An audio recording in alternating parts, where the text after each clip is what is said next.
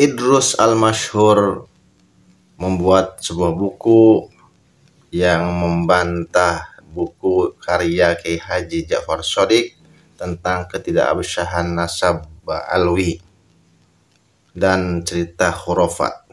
Tapi di dalam buku itu tidak memunculkan harapan kita semua tentang bukti otentik, fakta-fakta atau hujah-hujah yang kuat untuk mensohihkan nasab Alawi, tapi hanya berkutat-kutat tentang pendapat ulama-ulama ibaroh-ibaroh yang bisa menjebak para kaum pembaca, bukan peneliti, untuk percaya seperti buku yang sebelum-sebelumnya. Ini penjelasan dari Kiai Haji Ja'far Shadiq, kita saksikan bersama. Ya, ini yang pertama, ini yang kedua ini. Nah, buku tersebut yang berjudul pemahaman yang harus diluruskan. Ini tulisan Idrus Alawi Al-Masyhur, atau yang ditulis di bawah description itu DR, katanya DR Idrus Alawi Al-Masyhur. Ya, karena DR kan doktor berarti. Ya, kami berharap buku itu isinya luar biasa sesuai dengan judulnya, karena judulnya itu mengambil dari tokoh ulama besar, Sayyid Muhammad bin Ali Al-Maliki Al-Hasani, yang bahasa Arabnya berbunyi mafahim yajibu antusahah. Alhamdulillah kami sudah mendapatkan PDF-nya dan kami sudah membaca cepat. Isi buku tersebut sekitar 130 halaman lebih.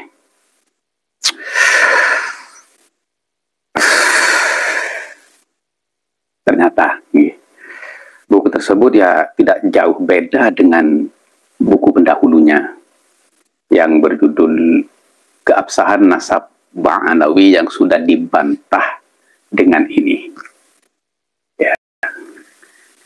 Sebenarnya awalnya kami berharap buku itu akan menghadirkan dalil-dalil yang pasti tentang nasab mereka. Tapi setelah kami baca, ya begitulah. Hanya mempermainkan ibarah, pernyataan-pernyataan para ulama yang akan mengelabui para pembacanya bahwa para ibarah dan pernyataan-pernyataan itu akan menjadi sebuah dalil untuk menetapkan atau menguatkan nasab mereka dan pengakuan mereka sebagai dzurriyyah Nabi. Sedangkan di dalam kaidah ilmu nasab sudah jelas kaidahnya. La ibrata liman la dirayata lahu fi ilmin nasab. Jadi pernyataan atau ibarah itu tidak dianggap bagi siapapun yang tidak memiliki keahlian dalam ilmu nasab. Jelas gitu teman-teman? Jelas. Terus saya sudah kumpulkan poin-poinnya, dan ini sebenarnya sudah tersave dalam otak kami. Kenapa dulu kami sudah sampaikan, kenapa ini hanya sedikit, tipis, dan ini juga tipis, karena kami sangat mengharapkan ada jawaban atau bantahan dari pihak mereka yang nanti para netizen atau masyarakat rakyat Indonesia pada umumnya akan menimbang dan akan mengukur keakuratan dan keabsahan dalil-dalil yang disampaikan oleh kami atau yang disampaikan oleh mereka. ternyata ya begitulah. Jadi dengan insya Allah dengan mudah kami akan menyusun jawabannya, bukan untuk ngeyel-ngeyelan, bukan, akan tetapi untuk menggali sesuatu yang hak di dalam membela nasab suci baginda Nabi besar Muhammad SAW. Seperti yang disampaikan oleh Imam Ghazali, laulal hibdu fil ansab lakhtalatun nas, laulal hibdu fil nasab lakhtalatun nas fil ansab. Jadi seandainya tidak ada kepedulian atau pengawalan ketat di dalam nasab, maka semua manusia akan merecoki atau semua manusia akan mengaku yang bukan nasabnya, merecoki nasab, seperti yang terjadi sekarang.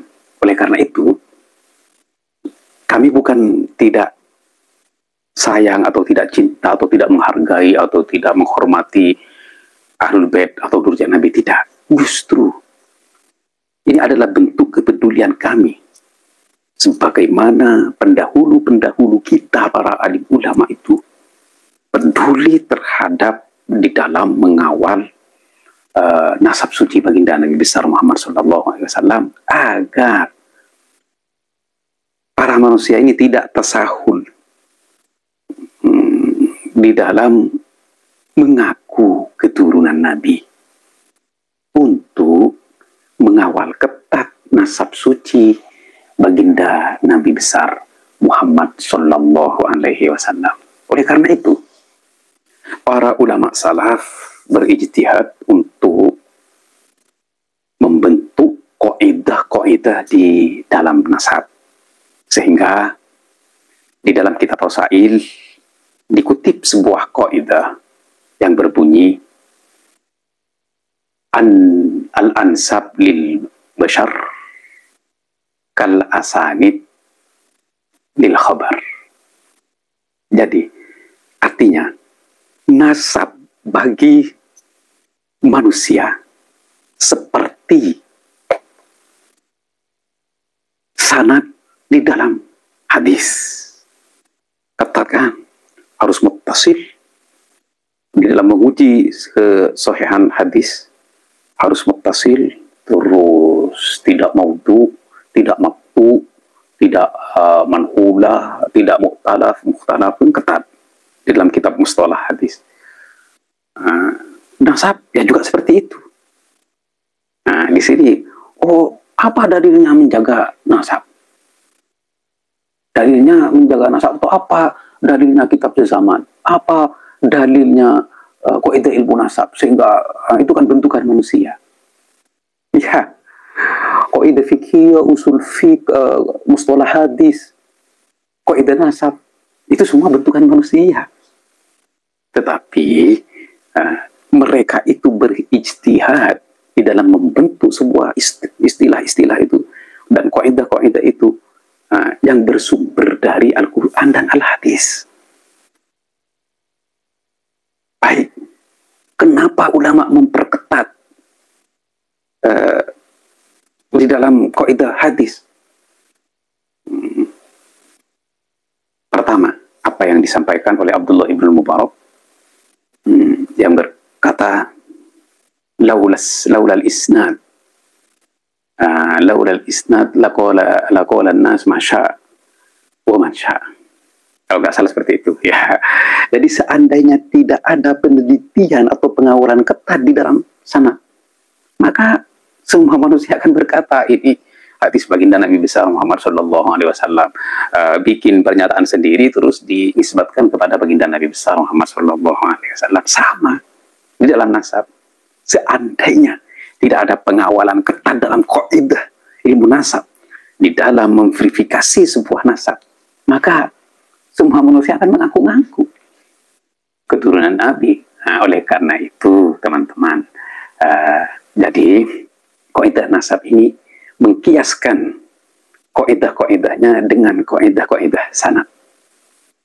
Nah, nanti ini dibilang kias ma'al farik. Oh tidak. Kan dukun kias sudah kami sampaikan pada kesempatan sebelumnya, ada 4 kan. Kias itu asal, fara, illat, dan hukum. Iya. Jadi di sini di dalam hadis sudah jelas tentang pengawalan ketat dalam kaidah hadis yang diambil sumbernya atau asalnya dari sabda baginda, man kadzaba alayya muta'ammidan falyatabawwa maq'adahu minan nar. Di dalam nasab ada man idda'a ila ghairi abih wa huwa ya'lamu annahu ghairu abih fal jannatu alaihi haram. Yang artinya, yang pertama, hadis yang pertama, barang siapa yang berbohong atas baginda Nabi, maka bersiap-siaplah tempatnya di neraka. Neraka sudah menunggunya. Baik. Terus, yang kedua tentang nasab, barang siapa yang mengakui bukan bapaknya, sedangkan orang itu sudah tahu bahwa itu bukan bapaknya, maka surga haram baginya. Terus kalau surga haram baginya, tempatnya di mana? Ya di neraka dong. Karena nanti di akhirat hanya ada 2 tempat. Kalau surga diharamkan, ya pasti itu ke neraka, sama kan. Jadi kita itu bukan benci mereka, bukan. Apalagi benci Ahlul Bait, tidak. Okay. Kami sayang mereka agar berjalan di jalan yang benar, agar mengakui sesuatu yang hak dan meninggalkan sesuatu yang bohong. Seperti itu teman-teman. Okay. Oleh karena itu ada beberapa poin yang sudah kami tangkap di dalam bagian yang pertama, yaitu bantahan atau jawaban terhadap ini. Okay. Beberapa poin sudah kami tangkap, insya Allah sebentar lagi akan ditulis.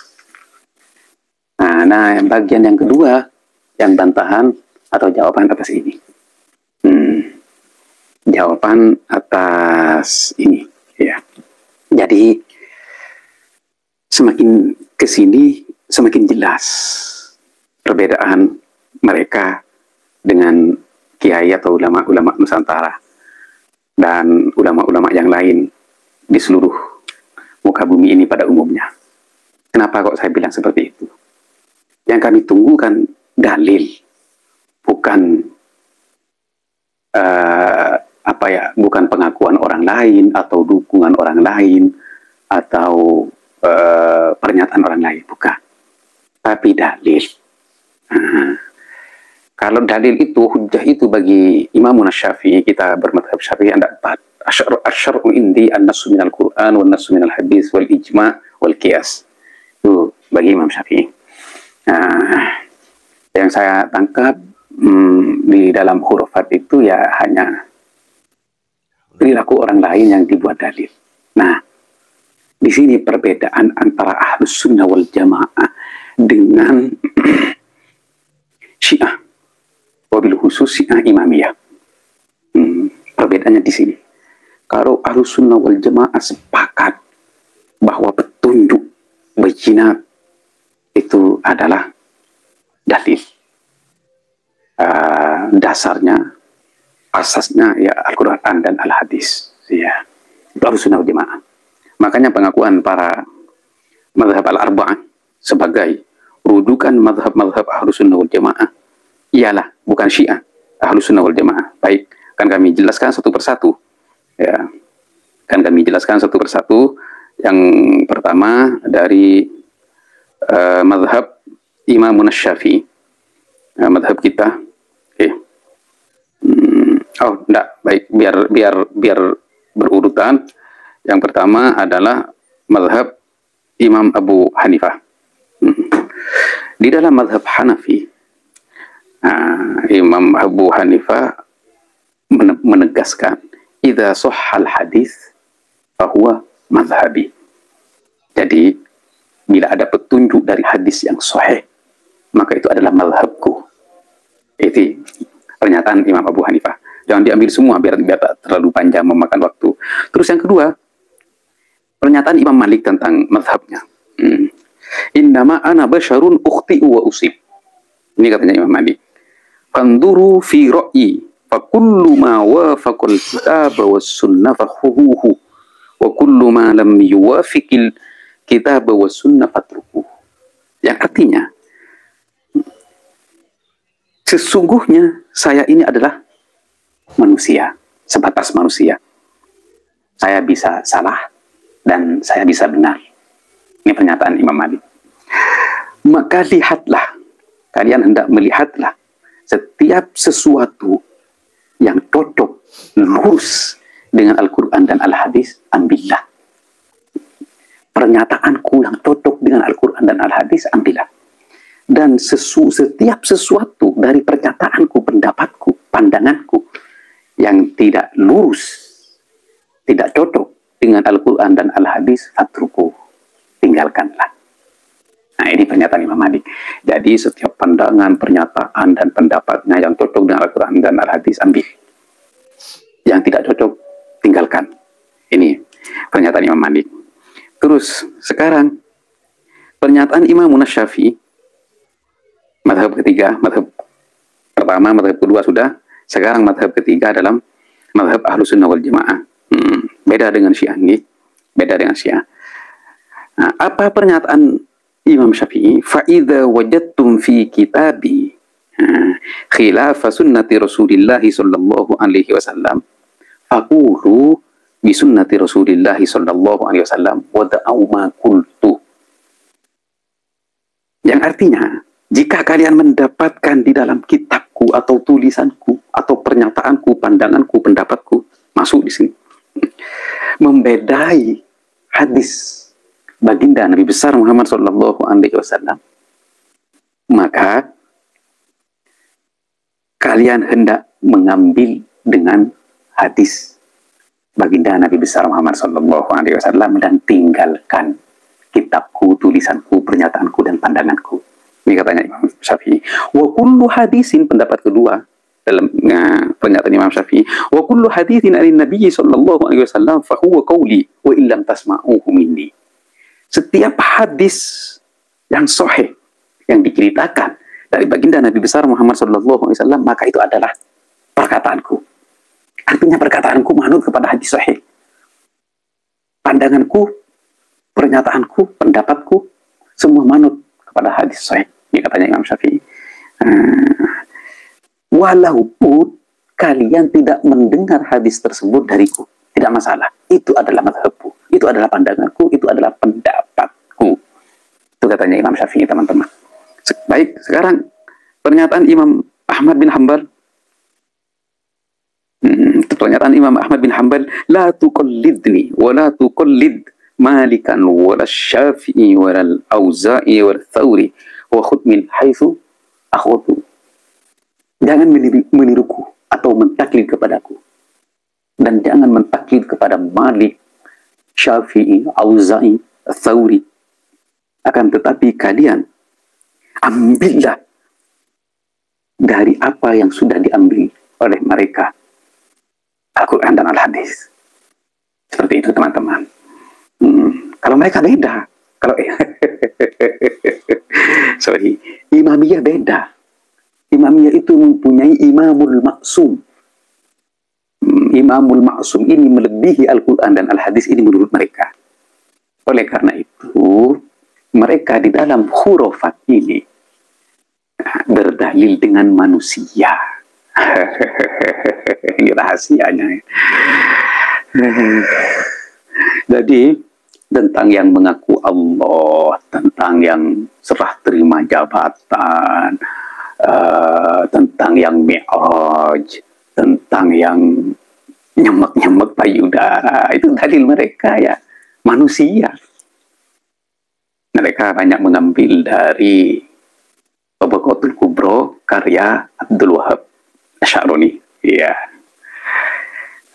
Sudah saya baca cepat ini. Jadi mengaku Allah itu analoginya hujah mereka ya Mansur Al-Hallaj. mengaku Allah, tapi Mansur Al-Hallaj dibunuh lah. Terus ada apa pernyataan dari Syekh Abdul Qadir Jailani, seandainya Mansur Al-Hallaj hidup di masaku maka aku akan menolong dia. Banyak orang katanya yang apa, ada seseorang juga yang, atau Syekh Abdul Qadir Jailani menyayangkan para ulama yang sudah membunuh Mansur Al-Hallaj. Ini ijma. Ya, Syekh Abdul Qadir Jailani ya memang Sultanul Auliya, tapi ini ijma, tidak bisa dibanding dengan pernyataan satu orang. La yajtami'u ummati ala dhalalah, itu sudah hadis ya. Maka Mansur Al-Hallaj dibunuh oleh Sayyid Syariah. Makanya mereka hanya cari pembenaran dan berdalil, beranalogi dengan manusia, bukan dengan Al-Quran dan hadis, tidak ada. Ya, coba jenengan baca, saya punya PDF.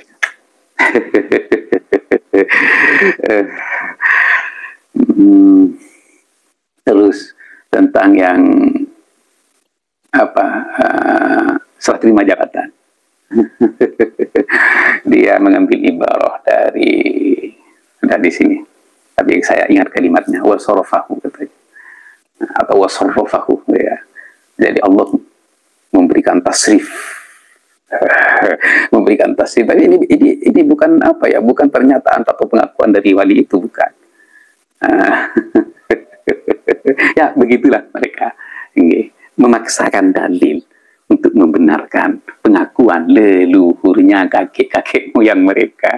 Terus yang nyemek-nyemek payudara, mereka beranalogi dengan perilaku Imaduddin An-Nasimi, terus Syuaimi ya, yang juga melakukan nyemek-nyemek itu katanya. Padahal kalau mazhab Ahlus Sunnah wal Jamaah kan perbuatan, bukan perbuatan loh ini bukan perbuatan ini sudah sadis ini ya.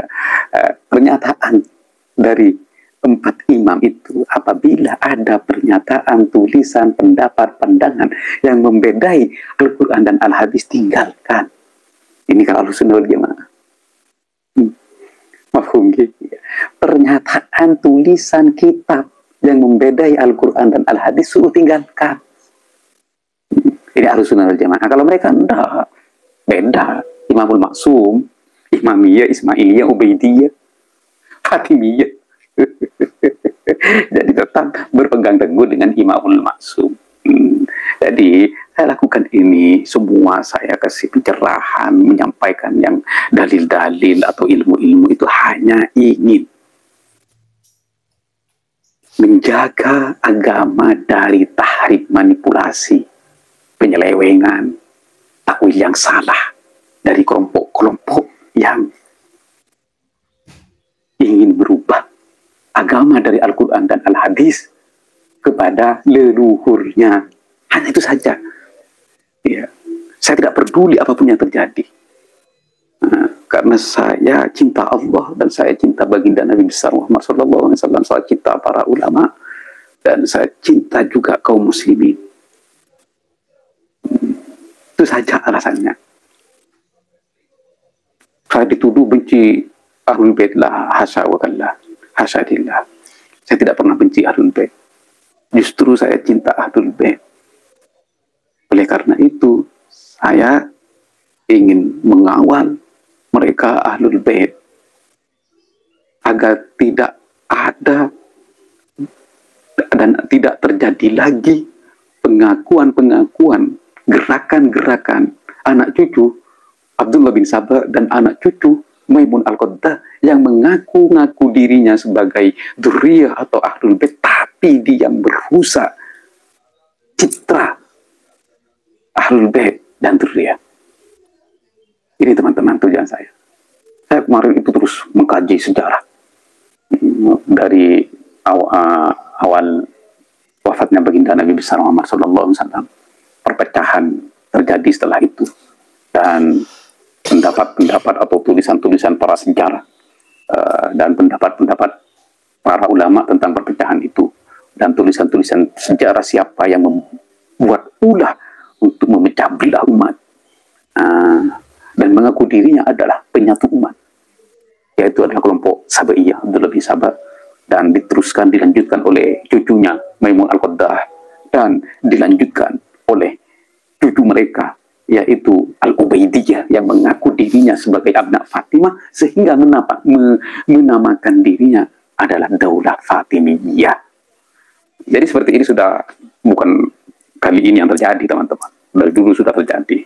Oleh karena itu kita butuh menggali sebuah sejarah agar kita tidak tertipu dengan saksiat-saksiat kepribadian-kepribadian yang palsu dengan kepribadian-kepribadian yang asli. Dan kita tidak tertipu oleh permainan kata-kata atau permainan ibarah yang disusun oleh para pemalsu kepribadian dan pemalsu nasab dan pemalsu agama. Jadi teman-teman, memang pemalsu nasab ini terjadi di Indonesia, polemik nasab, dan yang terjadi di Timur Tengah sekarang ialah polemik hadis maudhu.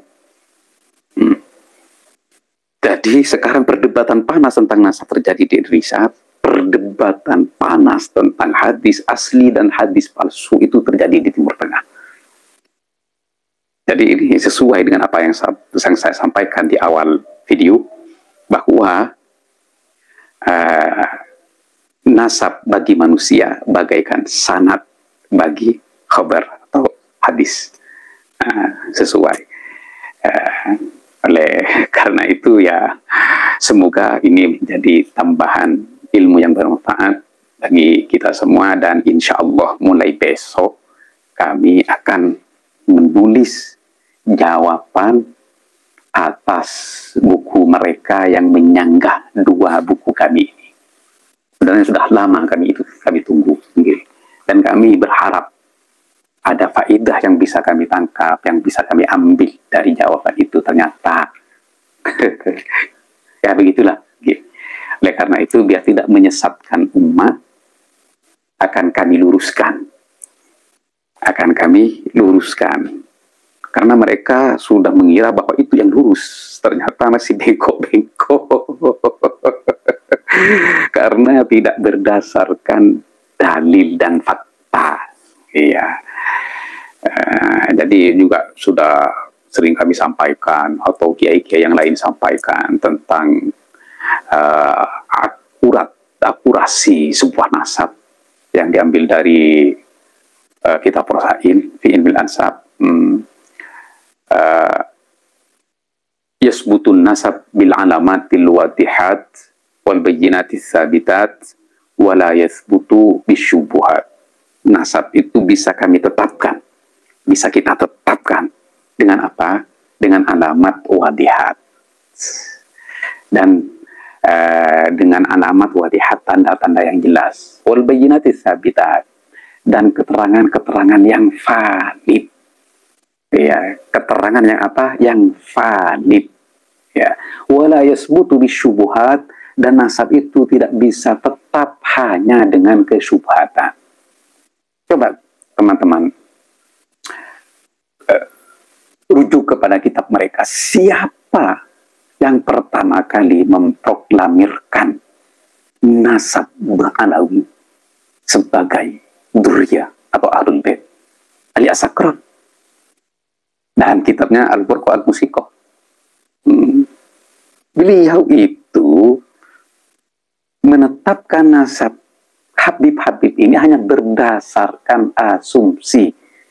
Ini kami dulu sudah sepakat dengan Rumil Abbas, pendukung kuat dan pendukung hebat, pengawal nasab Ba'anawi melalui komal TikTok. Dari ibaratnya Ali As-Sakran yang berbunyi walladzi yadhharu indi. Walladzi yadhharu indi. Adapun yang jelas atau yang nampak bagiku. Ini kan, ini asumsi.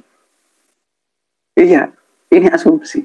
Jadi nasabnya Ba'anawi itu ditetapkan hanya dengan asumsi, dan didukung oleh para pendukungnya, kurcaci-kurcacinya, kibin-kibinnya, berdasarkan asumsi juga dan husnudzon.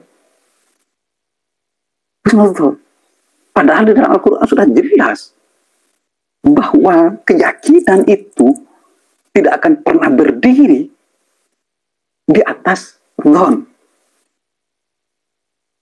Inna dzonna la yughni minal haqqi syai'ah. Tidak bisa. sudah jelas Al-Quran ini. Mau bertentangan dengan Al-Quran? Ya jelas tidak mau dong. Seperti itu teman-teman. Ya, sudah terlalu panjang. Demikian tadi komentar dari Kiai Haji Ja'far Shadiq Batu Ampar mengenai buku yang ditulis oleh Idrus Al-Masyhur terhadap sanggahan buku yang ditulis oleh Kiai Haji Ja'far Shadiq, ketidakabsahan nasab alwi dan tentang khurafat, cerita khurafat kaum alwi. Nah, sekali lagi kami tidak bermaksud untuk membenci para habaib, tapi ingin meluruskan sejarah. Sejarah itu sudah tidak bisa tawar-menawar, tidak bisa dibelokkan. Kemudian ingin memurnikan nasab baginda Nabi besar Muhammad SAW dari para pecangkok, penyantol nasab. Apa implikasinya? Sangat luas sekali dampaknya. Bisa orang-orang pencantol itu atau kelompok-kelompok yang mencantumkan nasab pada Nabi Muhammad SAW, mereka akan memanfaatkan untuk berbagai kepentingan tentunya. Dan warga Nahdliyin khususnya di Indonesia itu sangat percaya sekali, sangat meyakini itu sangat berbahaya bagi generasi yang akan datang. Demikian, wassalamualaikum warahmatullahi wabarakatuh.